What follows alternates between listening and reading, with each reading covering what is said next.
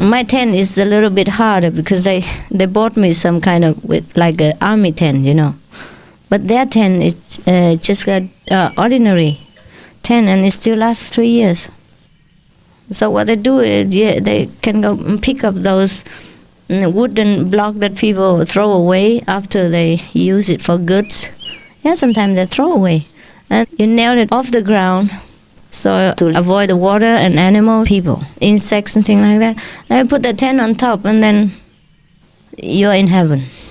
Just zip in and zip out. No cleaning, no worry, no nothing, yeah? And here we are already in heaven. We have electricity and we have water. Water is already up. And electricity, you just, draw the line in. It's already very lucky. When we were in Miaoli, at the headquarters of Taiwan, the first time, we didn't have that much electricity. We had some, but not enough for 200 monks and that. And then we had to apply many times with different reasons, because Taiwan, they restrict electricity. And we had no water there even. Little small taps for thousands of people. You must be joking. So we had to dig a well and build a water tank. Everything for people's comfort, and our comfort comes next. Otherwise, we would use all this money to build our house, build our room, build beautiful place for us, and build all the beautiful, even at least the office for us to work in. You know, like this is lousy office. You don't have a table for the monks or for me to work sometimes. So anyhow, but we are not uncomfortable with that, because it's not the material that makes us happy. I truly know this all my life.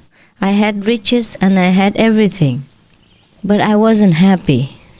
I wasn't as happy as I am now. I know how to live my life without the crowd. It's not that I don't know how. It's just that because you're happy, I'm happy. It's just because you came already, so I just help you and serve you. If you don't come, I wouldn't have bothered. But since you have come, I also would not throw you out. So I work according to the demand and circumstances, and that's all. Nothing I want and nothing I dislike. Whatever is there, I try to make the best. So I tell you this, so that it may help you in your daily life. And check your living expenses, and don't complain that you don't have enough money. It may be that you spend too much, and you don't organize your income and outcome. And that's how you're in trouble, you see? We have only to spend what we can. And what we can save, even 1 penny, $1, save it. And that's the money you earn extra. You don't need to go to have an extra job to earn money. You can save it. And that's how you earn. And we have more money to help other people just because I live in this way. I work in this way, and I understand. I control the financial situation and don't let the finance control me. That is the secret. I'm not extravagant. I will not waste or spend money when not necessary. I'm still the way I was. And the other day I'm still going around the house and thinking how to make more toilets out of that one and do it ourselves. Because it's fun to do it yourself. Also, the money you save, you can help the more needy people. But sometimes most of the people in the world don't know how to help themselves. That's why they're in trouble. And therefore, you see, even the so-called religious people, many of them don't have money. Huh? You see, they keep always asking for donation, even though you went to see their churches are very big. Huh? And their cars, they have many expensive cars and that. But they still want money. Why? They build everything just in a luxurious way. And they don't know how to live a simple life. They think they have to impress people by expensive churches or furniture or the appearance of wealth. So to attract people to come, to feel proud of their church. But it's not true. You all came to me and I had nothing. In Taiwan even. And you came to our center. Before I told you this, you didn't even know that our property is paid off. And you didn't even know I have how much money. You didn't know this. And when you came to Taiwan, you just look like you came to maybe refugees camp or something. Huh? We have only the roof, very great, big one, and the big poles to support that roof, and no walls. See? That's the best way to build a temple. Yeah? It's very hygienic, air-conditioned, natural, and no noise of opening and closing the doors.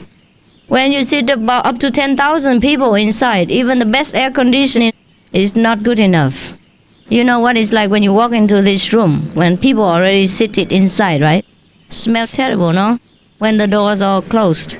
And even that hall is very tall and very big.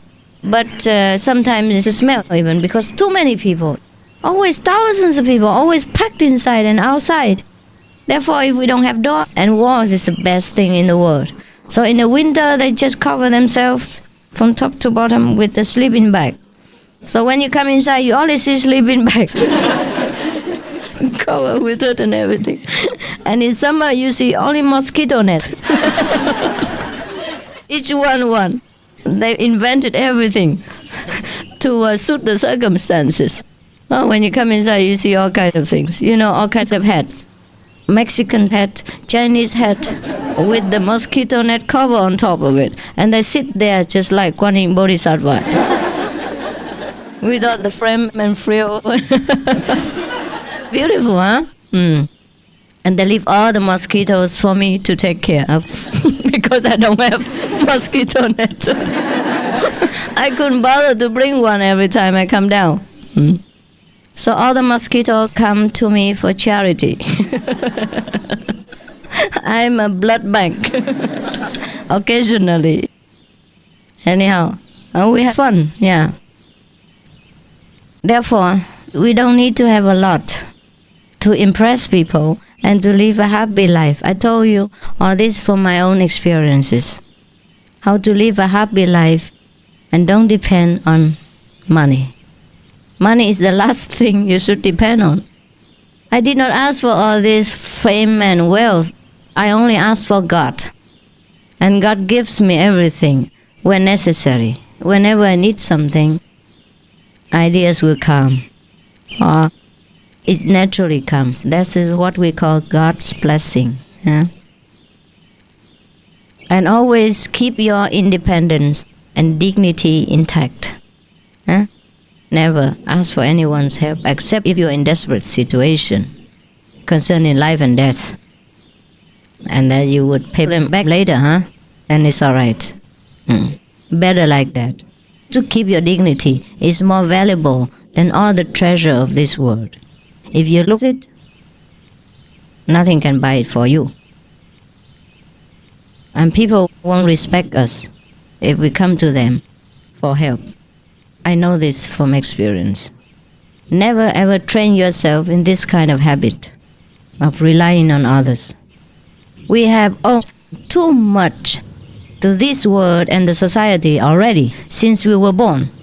We were born naked, cold, empty-handed into this world, and we grow up so big, so intelligent, so well-equipped, well-clothed, well-fed. Who gives all this? Even though God gave it, but through people's cooperation and sweat and tears. You understand? That we have food, that we have shelter, that we have roads, that we have airplanes, trains, cars, every comfort that we have. We earn it, but we owe it to the society, to all the hard workers on the road, to all the laborers sweating in the manufactory with very little income. Even they earn income, but the debt, our gratitude to them should not be measured by money. Therefore, we have to contribute something as much as we can, just to be fair with each other. If everyone just sits there and doesn't work and rely on others for alms and for charity, what do you think the society will become? Do you think we will have food? Do you think we will have roads and clothes and everything else? Understand? So I cannot allow you, my disciples, to be such lousy citizens of the world, and don't blame me for that. All my monks understood this, and if they don't, I invite them to go home.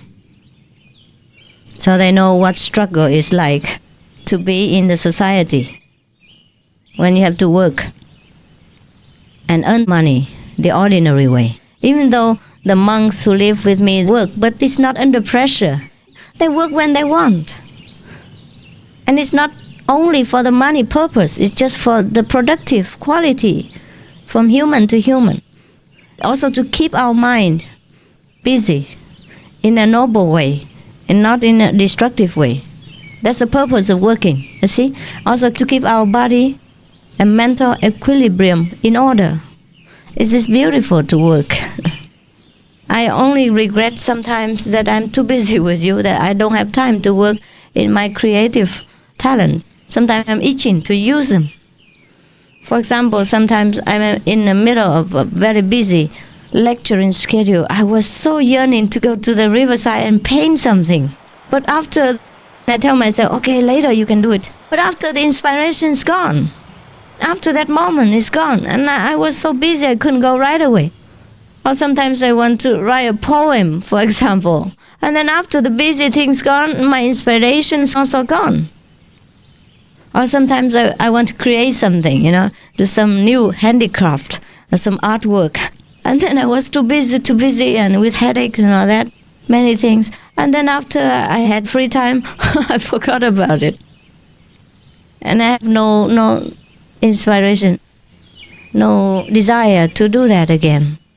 So I'm regretful that I could not sometimes work. Not regret that I have to work. To work for you like this is also a work, no doubt. But I think God gifted me with a lot of talent after I got some kind of enlightenment. So I think I want to put them all into use. Not just do one kind of work, like mental work, lecturing every day, and scolding people like that. It's not ladylike. That's why most of the masters in the world are men. Because when a man scolds people, they don't think anything. But when a woman scolds people, they say, oh, it's not very ladylike. And then people don't love you anymore. They think you're not feminine. Huh? But I am very feminine. Because I'm feminine, therefore I can scold.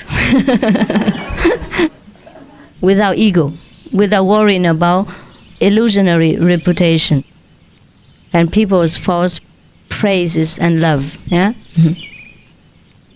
Anyway, I think the purpose is just to try to understand what you need. Yeah?